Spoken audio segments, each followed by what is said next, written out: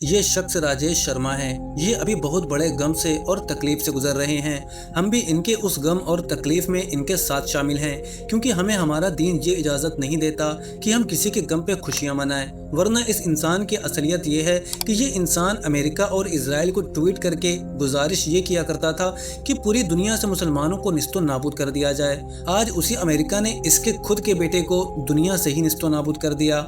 जी हाँ दोस्तों, आखिर क्या हुआ इसके बेटे के साथ? एक काम कीजिए, एक दो छोटे छोटे वीडियो देख लीजिए। इसके बाद इसके कुछ ट्वीट जो इसने मुसलमानों के खिलाफ किए हैं वो हम आपको सुनाना चाहेंगे, ताकि इसकी मानसिकता, इसकी सोच मुसलमानों के लिए किस हद तक गलीज थी वो आप खुद इसके ट्वीट से समझ लेना। पहले आइए देखिए इसके बेटे के साथ क्या हुआ।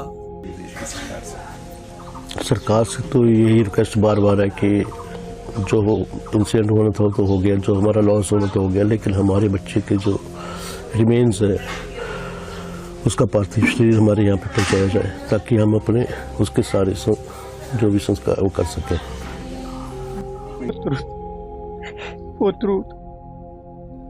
क्या मांग रहे हैं सर आप? मेरी मांग एक है कि हमारा बच्चा चला गया, एक ही बच्चा लूंग थी वो हमारी। अब शर्मा जी के साथ कर्मा ने भयंकर खेल कर दिया।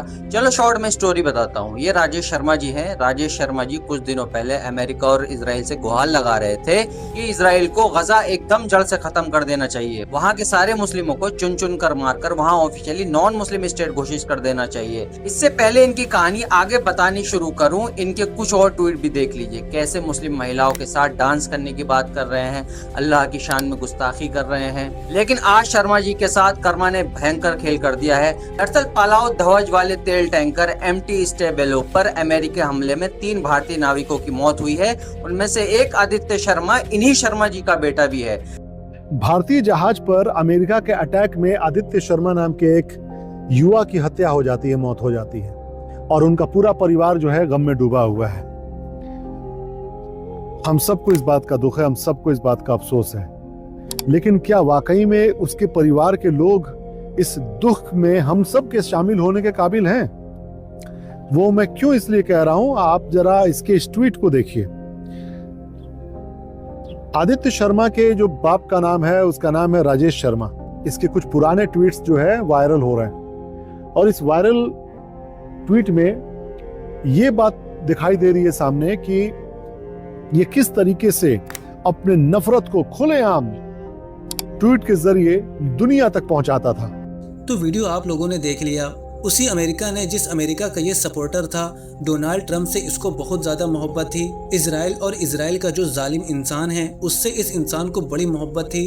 मोहब्बत सिर्फ इसलिए थी क्योंकि वो लोग मिल करके मुसलमानों के ऊपर जुल्म करते हैं। आज इसके साथ क्या हुआ हमने देख लिया।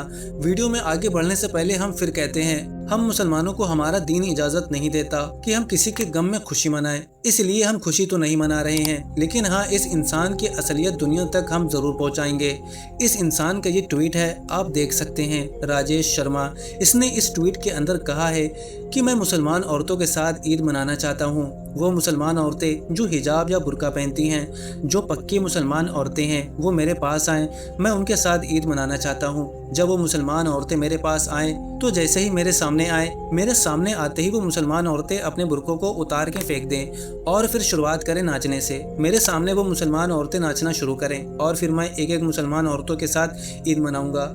और नीचे हिंदी में भी उसने कुछ लिखा है जो मैं आगे आपको नहीं बता सकता। 60-70 साल की उम्र में इस इंसान के दिमाग में भरी हुई यह गलाजत आप इस ट्वीट से समझ सकते हो।